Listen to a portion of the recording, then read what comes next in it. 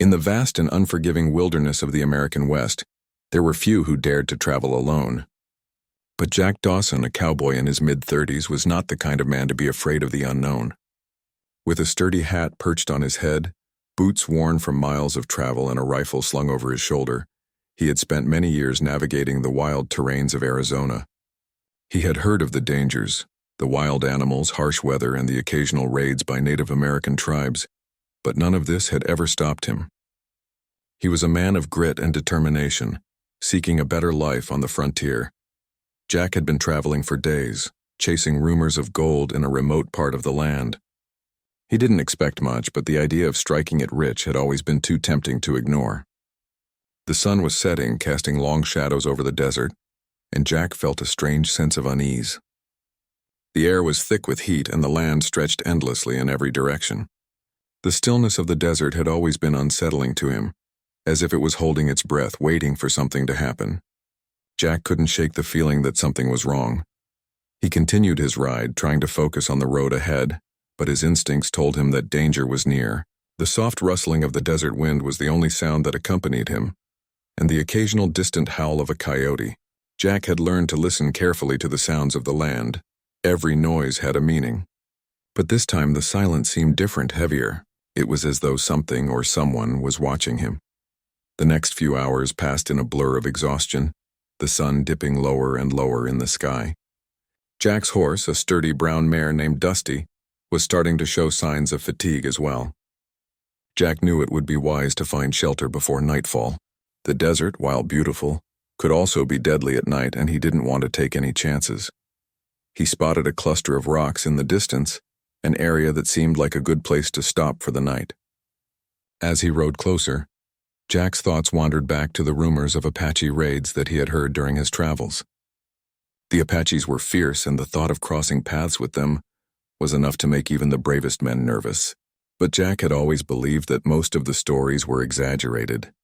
He had heard of their raids on settlers and their attacks on anyone who entered their land, but he had never seen it firsthand. He slowed Dusty to a walk as he approached the rocks, scanning the area for any signs of danger. The light was fading quickly, and Jack knew he needed to make a decision.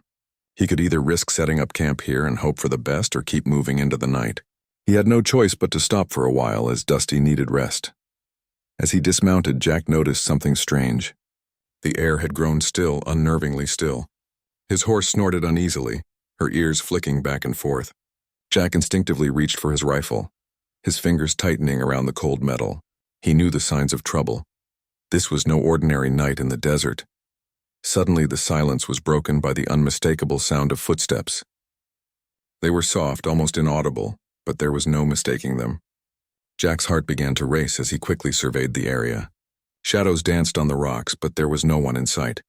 Then, like ghosts emerging from the earth, they appeared.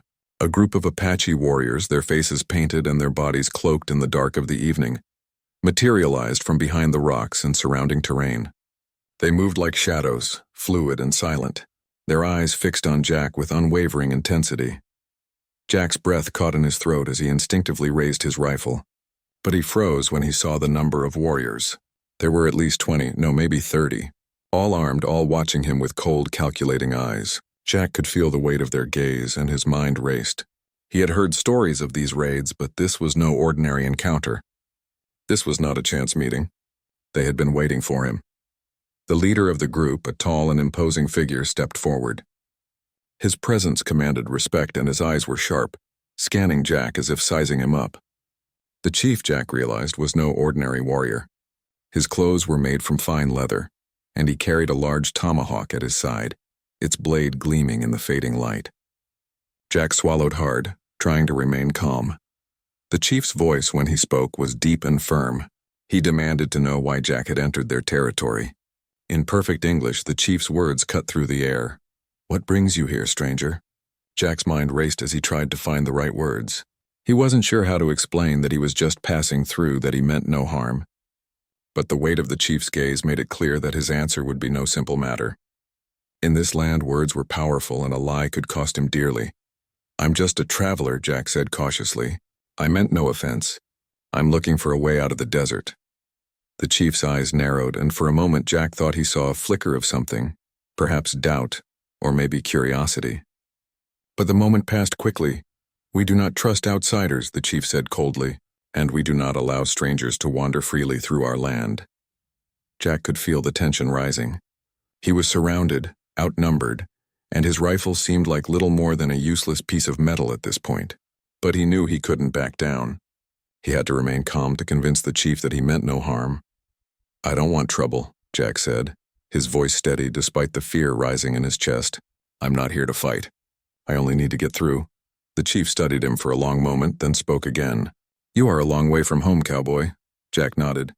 "I know, I've been traveling for days, just trying to survive like anyone else." The chief's expression softened ever so slightly, but his warriors remained tense, watching every move Jack made. It was clear that his fate was far from decided. Jack had a feeling that this night would change his life forever. Just as he thought things couldn't get worse, the chief's daughter appeared from behind the group.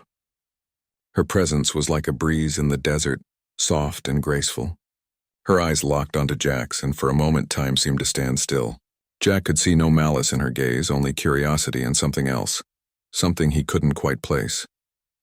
But in that brief, the stillness of the desert night was shattered by the soft murmurs of the Apache warriors, who continued to circle around Jack with measured steps.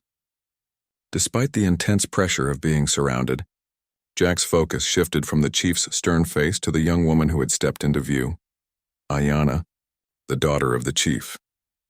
Ayanna's presence was like a sudden gust of wind, cool and calming, as if she were the only thing in this hostile world that had not been tainted by violence. Her eyes were dark and steady, but there was something else in them, a soft, quiet curiosity that Jack couldn't ignore. For a split second their eyes locked, and Jack felt an odd sensation deep in his chest. It was a feeling he hadn't experienced in years, something akin to peace. But the moment passed quickly as the chief's voice broke the silence. "Take him," he ordered, his words firm and final. Ayanna's gaze flickered toward her father, but she said nothing. She remained silent, as though her thoughts were elsewhere. The warriors quickly moved in, grabbing Jack by the arms and forcing him to walk forward, his feet dragging through the dirt. His rifle, once his most trusted companion, was now useless in this situation. He was completely outnumbered, and despite his years of experience on the frontier, there was little he could do to escape this. Jack tried to remain calm, his mind working to find a way out of this predicament. But with every step, he could feel the eyes of the warriors burning into him, their stares filled with suspicion and distrust. He wasn't sure how he had ended up in this situation, but it was clear now that his journey was about to take a very different turn. The camp was not far from where they had first encountered Jack, and the warriors led him to a small clearing surrounded by tents made from animal skins. The fire in the center crackled softly, casting long shadows that danced across the faces of the warriors and their chief. Jack was roughly pushed to the ground in front of the fire, his hands bound tightly with thick rope. He winced as the ropes bit into his skin, but he said nothing. There was no point in fighting. Not yet. The chief Taza watched silently from a distance. His face was unreadable, his eyes sharp as he took in the scene. Ayanna, however, lingered near the edge of the camp, watching Jack with an intensity that made him feel both nervous and strangely comforted. There was something about her, something that made him feel like he wasn't just an outsider in this world. For a brief moment their eyes met again, and Jack couldn't help but notice the slight softness in her expression, a softness that seemed out of place in this harsh, unforgiving world. Ayanna was the only one who seemed unaffected by the tension in the air. Her presence, though quiet, had an undeniable power. She moved with grace, and as she passed the fire, Jack noticed how the light played on her face, her high cheekbones, the dark strands of her hair, and her eyes that seemed to hold the weight of the entire desert. She was no ordinary woman, and Jack could tell she wasn't like the others. Her gaze lingered on him for a moment longer before she disappeared behind one of the tents. As Jack sat there, bound and waiting, he couldn't help but wonder what would happen next. He knew the Apaches were a proud and fierce people, and the fact that he had been caught on their land made his situation all the more dangerous. The tales he had heard about their raids were full of bloodshed, but there was something about this camp that felt different. There was a sense of restraint here, a quiet strength that made Jack think that not all Apaches viewed outsiders with hostility. But he couldn't be sure, not yet. Hours passed, and Jack was left alone in the firelight. The stars above seemed to grow brighter with each passing minute, and the desert air grew cooler. He had long since stopped trying to escape. Instead, he focused on the sounds around him, the crackling of the fire, the whispers of the wind, and the distant calls of animals. It was a strange and eerie calm, but Jack's mind remained sharp. He was used to danger, but this was unlike anything he had ever faced. Eventually, a figure emerged from the shadows. Ayanna. She moved gracefully toward him, her steps light and silent as she knelt down beside him. Jack's heart raced as he looked up at her, unsure of what to expect. Would she bring him food or water? Or was this a moment to end his life, a moment to silence the outsider forever? But Ayanna didn't make a move to harm him. Instead, she silently began to work on the ropes binding his hands. Jack blinked in surprise, not quite understanding why she was helping him. After all, he was an outsider, a captive, and yet here she was, cutting the ropes with a small, sharp knife. "Why are you helping me?" Jack asked, his voice low. He had to be careful. He didn't want to risk angering her or anyone else in the camp. Ayanna paused, looking up at him with those dark, steady eyes. "I don't want to see anyone suffer needlessly," she said quietly, her voice soft but firm. "I don't know why you are here, but I don't believe you came to harm us." Jack looked at her, surprised by her words. Most of the warriors had looked at him with distrust and hostility, but Ayanna seemed different. There was something in her eyes that suggested she understood more than she let on. She understood what it was like to be caught between two worlds, two ways of life that often seemed to be at odds with one another. As she finished cutting the ropes, Ayanna stood up, her movements fluid and graceful. She glanced over her shoulder, making sure no one was watching, then turned back to Jack. "Be careful," she warned. "The chief may not be as understanding as I am." Jack nodded, his heart pounding in his chest. He didn't know what would happen next, but he was grateful for her kindness, however fleeting it might be. The bond between them, fragile as it was, gave him a sliver of hope in an otherwise hopeless situation. Ayanna turned and began to walk away, but before she disappeared into the shadows, she glanced back one last time. Her eyes met Jack's, and in that brief moment something passed between them. It was a silent understanding, a promise that their paths were somehow intertwined, even if only for a short while. Jack sat there in the firelight, his mind racing with questions. What had brought Ayanna to him? Why had she chosen to help him? And what would happen when the chief learned of her actions? As the night stretched on, Jack could only wait, his thoughts a whirlwind of uncertainty and hope. For the first time since his capture, he wondered if there was a way out of this. Perhaps with Ayanna's help he might survive this encounter. But he knew one thing for sure. Nothing would ever be the same again. The days passed slowly for Jack. He was kept in the heart of the Apache camp, a prisoner to the warriors who viewed him with suspicion and coldness. His hands were bound for most of the day, and his movements were closely watched by the warriors. Yet, despite the harsh treatment, there was something different about this camp. It wasn't like the other raids Jack had heard about. The brutality, the bloodshed. The Apache here, though serious and fierce, did not seem to be driven by mindless hatred. It was almost as though they were waiting for something or someone to change the course of events. It was early the next morning when Jack saw her again. Ayanna, the chief's daughter, appeared quietly at the edge of the camp. Her movements were graceful, and she seemed to glide across the ground like a breeze. Jack, still sitting near the fire where he had spent the night, caught a glimpse of her from the corner of his eye. She didn't notice him at first, but Jack could feel her presence. There was something magnetic about her, a calmness that made the world around him seem less hostile. Jack had been kept apart from the rest of the tribe for a reason. The warriors didn't want him to speak to anyone, not even Ayanna. But every now and then, when the warriors weren't looking, Ayanna would approach him, her footsteps light and quiet. She would bring him food or water, things that helped him endure the harsh conditions of his imprisonment. At first, Jack didn't understand why she was helping him. She could have easily ignored him like the others, left him to his fate. But there was something about her that made Jack believe she saw more in him than just a captive, more than just an outsider who had wandered into dangerous territory. There was a kindness in her actions, something that went beyond simple courtesy. He felt it in the way she would hand him the water, her fingers brushing his for a brief moment, sending an unexpected warmth through him. "Why do you help me?" Jack asked her one day, his voice low as the rest of the camp bustled around them. Ayanna hesitated for a moment, her eyes flickering to the side as though making sure no one could hear. "Not everyone in this camp believes you are an enemy," she said quietly, her voice almost a whisper. "I don't think you came here to hurt anyone. You're just lost, like many of us." Jack stared at her, surprised by her words. He hadn't expected kindness, certainly not from the daughter of the chief, whose people were known to be fierce defenders of their land. But Ayanna wasn't like the others.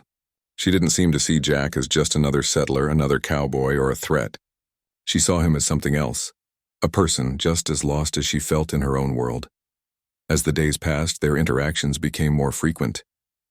Jack would sit near the fire staring into the flames, and Ayanna would bring him food, or simply sit beside him in silence. She never spoke much, but her presence was enough. There was a bond growing between them, one built on quiet moments and understanding, a bond that neither of them fully understood but couldn't ignore. During one of these moments, as the sun began to dip low in the sky, Ayanna spoke again. "My people are caught between two worlds," she said, her voice filled with an unusual sadness. "My father Taza has led the Apache for many years. He is a man of strength, but he believes the old ways are the only way. He doesn't trust the outside world, the world of settlers and cowboys. He believes they bring nothing but destruction." Jack listened intently, his mind racing. He had heard many stories of the Apaches, how they fought to protect their land, their culture, and their people. But he had never stopped to think about how difficult it must have been for them. They weren't just fighting against settlers, they were fighting to preserve their way of life, their very identity. "I don't want to hurt anyone," Jack said, his voice sincere. "I'm not like the others. I didn't come here to take anything from you. I just wanted to find a better life." Ayanna turned her gaze toward him, her eyes soft and filled with something Jack couldn't quite place. "I believe you," she said quietly, "but it's hard for my people to see that. You're a stranger, and in this land, strangers often bring danger." Jack sighed, looking down at his hands, still bound by the ropes that had been tied to him on the day of his capture. "I understand," he said.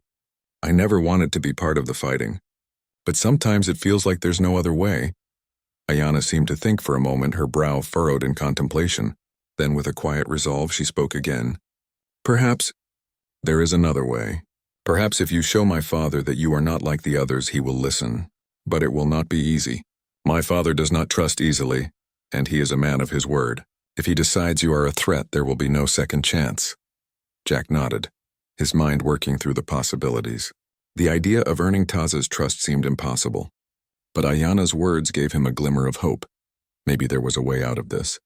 Maybe he could prove to the chief that he wasn't just another cowboy passing through, that he was a man who understood the value of peace, of coexisting with the land and its people.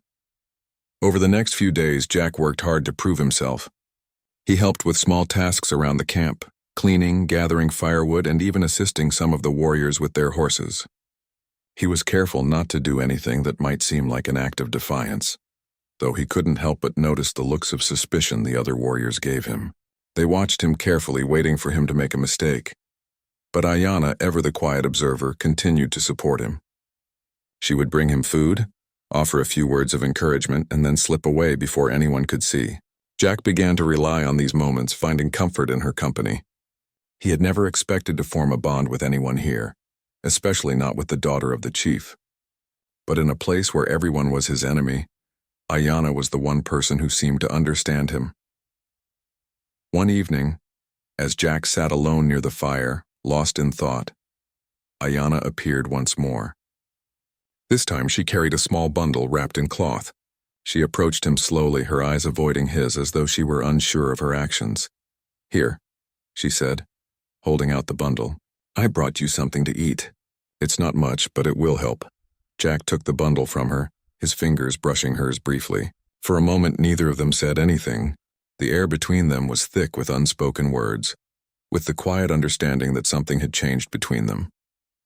It was no longer just about food or water, it was about connection, about the possibility of something more. "Thank you," Jack said softly, looking into her eyes. "I don't know how to repay you for everything you've done." Ayanna looked at him, her gaze gentle but steady. "You don't have to repay me," she said, "but you do need to prove to my people that you are not an enemy. If you can do that, maybe, just maybe, they will listen." Jack nodded, feeling a new sense of determination rising within him. He didn't know what the future held, but for the first time in a long time, he felt like there was a chance. There was hope. And that hope, fragile as it was, came from the most unexpected place: the quiet, compassionate gaze of the chief's daughter. The sun was just beginning to rise, casting a golden light over the vast desert. The camp was quiet, save for the soft murmur of the wind and the crackling of the fire. Jack sat by the flames, his thoughts tangled with the events that had unfolded over the past few days. He had never imagined he would find himself in the heart of Apache territory, surrounded by warriors who saw him as little more than an enemy. Yet here he was, struggling to find a way to prove himself, to show that he was not a threat. The moments with Ayanna had become his only comfort in this tense and uncertain world. Her visits, though brief, had given him hope. They spoke little, but their silence spoke volumes. Jack had grown to rely on her presence, her understanding, and the quiet support she offered. It was strange, this feeling that he wasn't entirely alone in a place where everyone else seemed to be his captor. But today was different. Today, the chief, Taza, had called for a council, a meeting of the tribe's leaders to discuss Jack's fate. The warriors, who had watched him closely and spoken in hushed tones about him, were divided. Some believed that Jack should be executed as a warning to other settlers who dared to trespass on Apache land.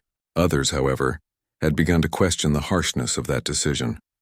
Jack wasn't the typical cowboy they had encountered before. He didn't seem to want to harm them. He had been quiet, respectful, and in some ways even helpful around the camp. He had done everything they asked of him without protest, without resistance. Still, that wasn't enough to sway the hearts of all the warriors. Jack had no illusions about his situation. He knew the Apaches had no reason to trust him, but Ayanna had made him believe there might be a way forward, a way to prove that he wasn't just another settler who wanted to take what didn't belong to him. She had given him a chance, and now it was time to face Taza, the leader of the Apache people, and see if he could earn that same chance. The council took place just as the sun reached its peak in the sky. Jack was brought before Taza, who sat at the head of the gathered warriors. The chief's presence was commanding. His face was stern, his eyes sharp, and his posture unyielding. He wore a cloak made of animal skins, and his long black hair was tied back, flowing down his back like the river that ran through the desert. Around him stood his most trusted warriors, their expressions unreadable. Ayanna was there, too, standing near her father, though she remained at a distance, her gaze fixed on Jack. She did not say anything, but the look in her eyes told him that this moment would change everything. Whether it was for better or worse, he couldn't be sure. Taza spoke first, his voice low and powerful. "You, Cowboy, have been in our camp for several days," he said. "You have done little to harm us, but you have not earned our trust. The ways of your people have brought us nothing but suffering. My warriors have fought to protect our land, and we do not welcome strangers who seek to take it from us. Tell me, why should I spare your life?" Jack felt the weight of the chief's words. He had anticipated this moment, but now that it had arrived, he found himself struggling to find the right answer. His mind raced, but he spoke from the heart. "I didn't come here to take anything from you," Jack said, his voice steady despite the tension in the air. "I'm just a man trying to survive, just like you. I didn't ask for this conflict. I didn't ask to be part of the violence. I just want to make a life for myself. I've seen the damage caused by men who take more than they need. I don't want to be like them. I just want to live." Taza's eyes never left Jack's face as he listened. The chief's expression was unreadable, but Jack could feel the intensity of his gaze. There was no warmth in the chief's eyes, no softness, just the sharpness of someone who had been hardened by years of conflict. But there was also something else there, a flicker of something that Jack couldn't place, a hesitation perhaps. Ayanna stepped forward, her voice soft but clear. "Father, please. He is not like the others. He has done nothing to harm us. He has helped where he can, and he has shown respect for our ways. There is a chance he can help us if we let him." Taza looked at his daughter, his gaze intense but still, for the first time, softened. "You speak for him now, Ayanna?" he asked, his voice stern but not as harsh as before. "You speak as though you know his heart, as though you trust him." Ayanna nodded, her chin lifted with quiet confidence. "I do not trust easily, Father, but I believe he is different. I have seen something in him that tells me he does not wish to fight. I have seen something that tells me he is not our enemy." There was a long pause as the chief looked between his daughter and Jack. The air was thick with tension. and Jack could feel his heart pounding in his chest. He was caught between two worlds: Ayana's world, where trust and compassion were valued, and Taza's world, where survival often meant making harsh decisions to protect what was his. Finally, after what felt like an eternity, Taza spoke again, his voice quieter now but no less firm. "You are right, Ayana," he said. "I have seen your kindness and I have seen your respect. But my first duty is to my people, to protect them from those who would harm us. You, Cowboy, have given me no reason to believe you are different from the others who have come before you." Jack felt his heart sink. He had expected this. He had known it was a long shot. But before he could speak, Taza raised his hand, silencing him. "However," the chief continued, his eyes narrowing slightly, "I will give you a chance to prove yourself. If you can show that you are not like the others, that you can respect our ways and our land, I will allow you to leave this camp alive. But understand this. If you break my trust, if you betray us in any way, I will not hesitate to act. You will not leave this land alive." Jack's breath caught in his chest. It wasn't the sentence he had hoped for, but it was a chance. A small chance, but a chance nonetheless. "Thank you," Jack said quietly, his voice filled with relief and gratitude. "I will not let you down." Taza nodded slowly, his gaze steady. "We will see. The path you walk will not be easy. You will be watched, but if you prove yourself worthy, perhaps there is hope for you yet." With that, the council was adjourned. The warriors filed out, leaving Jack standing in the center of the camp, his heart racing. Ayana gave him a small, encouraging smile before returning to her father's side. The weight of the chief's decision hung over Jack like a heavy cloud, but for the first time since he had arrived, he felt a flicker of hope. He wasn't free yet, but he had been given a chance. Now it was up to him to prove that he was more than just a stranger in their land, that he could be trusted, that he could be part of a different future. The sun dipped lower in the sky, and Jack knew that this was only the beginning. His journey, like the desert before him, was vast, unknown, and filled with challenges. But for the first time in days, he believed that there might be a way through it. And Ayana, with her quiet strength, was the only person who had given him hope to find it. The days following the council's decision were filled with a quiet tension. Jack had been given a chance, but it was a fragile one. Every action he took, every word he spoke would be weighed carefully by the warriors and, most importantly, by Chief Taza. The Apache people, proud and strong, did not trust easily. Jack knew that if he failed to prove himself, his life would be forfeit. The weight of this thought hung over him like a shadow, but he was determined. This was the opportunity he had been given, and he would do whatever it took to make it count. The camp was much like it had been before, silent, with only the sounds of nature filling the air. Jack found himself working harder than ever, doing what he could to earn his keep. He helped gather firewood, took part in the chores, and made himself useful wherever he could. At first, the warriors watched him closely, their eyes full of suspicion. They weren't sure if they could trust him, but they didn't stop him either. As the days wore on, Jack's work began to speak for itself. He was no longer just a prisoner. He was a man who had proven he could contribute. But it was not just the physical tasks that Jack had to prove himself in. It was in his actions, his respect for their customs, and his willingness to learn. He paid close attention to the warriors as they performed their rituals, the way they moved with purpose, the way they spoke with reverence for the earth and its creatures. Jack knew that understanding their culture was just as important as doing the hard work. Slowly, he began to understand the significance of the dances, the chants, and the quiet reverence for nature that the Apaches held dear. He even began to help with the care of the horses, learning the skills of horsemanship that were so important to the tribe. Ayana, though distant, continued to offer him small moments of kindness.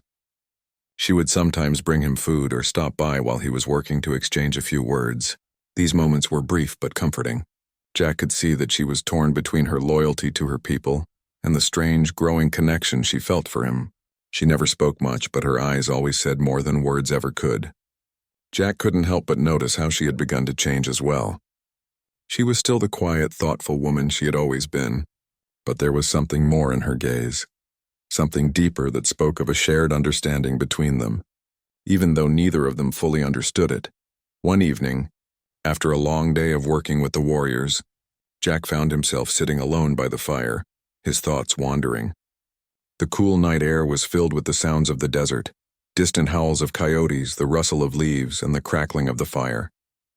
Jack stared into the flames, lost in thought. He wasn't sure how long he had been sitting there when he heard soft footsteps approaching. He turned his head, expecting to see one of the warriors, but instead, it was Ayanna. She approached him slowly, her steps light and quiet as though trying not to disturb the peaceful atmosphere around them. Jack stood up, a smile tugging at the corner of his mouth. "I thought you might be busy with something," Jack said quietly, his voice gentle. Ayanna smiled faintly, but her eyes were serious. "I've been watching you," she said, her voice soft. "I've been watching you work, and I've seen how you've tried to understand us. I think you're starting to prove yourself." Jack looked at her, his heart quickening. "I'm trying, Ayanna. Every day I'm trying. I just want to show your people that I'm not like the others who've come before me. I'm not here to take anything from you." Ayanna nodded slowly, her gaze softening. "I know," she said quietly. "I can see that now."